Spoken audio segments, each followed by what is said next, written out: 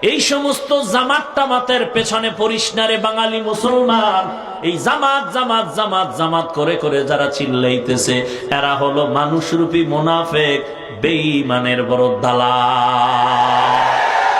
আমরা চাই বাংলাদেশে একটি কল্যাণ রাষ্ট্র পরিণত হয়ে যাক, বলেন আমিন। সেই কল্যাণ রাষ্ট্রের অর্থ কি?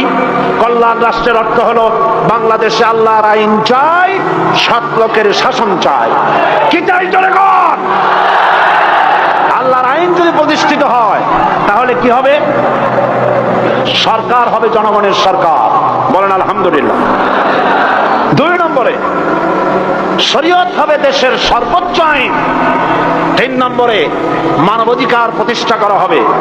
4 নম্বরে বিচার বিভাগের স্বাধীনতাকে সুনিশ্চিত করা হবে।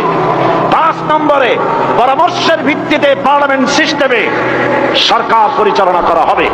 এমন একটি রাষ্ট্র যার আইনের উৎস হবে কোরআন। আইনের উৎস হবে কি?